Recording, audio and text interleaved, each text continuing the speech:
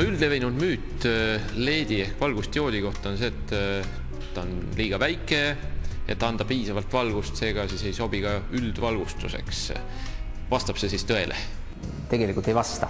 Esimesed LED-id, mis tulid valgustusse, olid tõesti väikesed ja nõrgukesed, aga praeguse seisuga tuleb üha rohkem ja üha võimsamaid, üha suuremaid LED-e kuni selline välja, et need on peopesa suurune valgust kiirgav, väga võimas valgusallikas juba. Nii et seda saab kasutada juba kohtvalguseks, üldvalguseks täpselt nii, nagu fantaasia võtab. No täiesti erinevad kujud ja ka meile tavapäraselt siis tuttavaks ja omaseks saanud teist tüüpi lampide kujud, mis ära kaovad õige pea, hõõglambid. LED-id on ka selle vormi võtnud. Jah, kuna LED on üks hõõglambi alternatiividest, siis üritatakse teda vormida inimesele vastuvõetavale kujule ehk siis harjumuspärasele hõõglambi kujule, pannes talle alla siis tavalise sokli nagu säästulambile ja siis neid üritatakse kutsuda säästu-LED-ideks ja muudeks, ehkki LED on nii teisiti energiat säästev. No mis on siiski need põhjused, mille pärast inimesed veel LED-e pelgavad, et mis on veel sellised müüdid?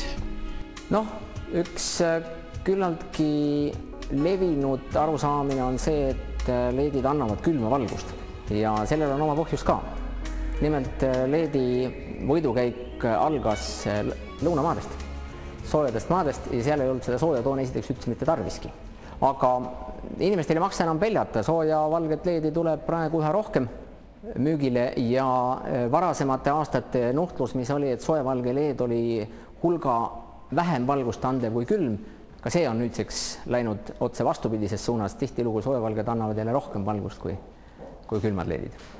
LED on ju tavapärasest teistsugust pinget nõudev. Kuidas selle trafondusega asi on?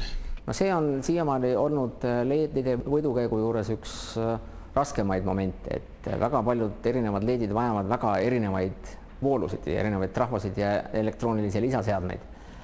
Aga selleks, et tavainimesele LED-e teha arusaadavamaks ja kergemini kasutatavaks, siis üha rohkem komplekteeritakse LED-id kohe elektrooniliste abivahenditega, nii et tal on see sokkel seal all ja rohkem enam midagi juurde vaja ei ole.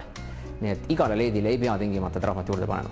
Räägime veel üle LED-ide pikaealisuse ja kvaliteedi nüansid. Tegelikult ongi niimoodi, et LED-ide eluiga üritatakse erinevate allikatele tuginedes nimetada küll eluaegseks, küll 10-aastaseks, 15-aastaseks ja mis iganes. Õigupoolest üks väga nutikas klient kunagi küsis, et aga kuidas te saate seda väita, kui LED ise pole aastatki vana, näiteks uus LED. Ja LED-i tootjad ütlevad, et see on prognoos. Aga ma soovitan kõigil neil, kes kujutavad ette, et LED on eluaegne, ette kujutada seda, et õigupoolest see ei sõltugi alati LED-ist, vaid kogu sellest elektroonikast, mis ta käima paneb, see kui kaua ta kestab. Ja seetõttu osta odavaid valgusteid, mis suure tõenäosusega on ebakvaliteetsed ja ei tööta kuigi pikalt. Seal on koht, kus mõelda. Ehk siis LED-i puhul on kõrgem hind, parem valgustugevus, kõik firma nimi peale kirjutatud, niisugused asjad on kõik väga olulised. Plaanite endale LED-valgusteid osta või ei muretseda.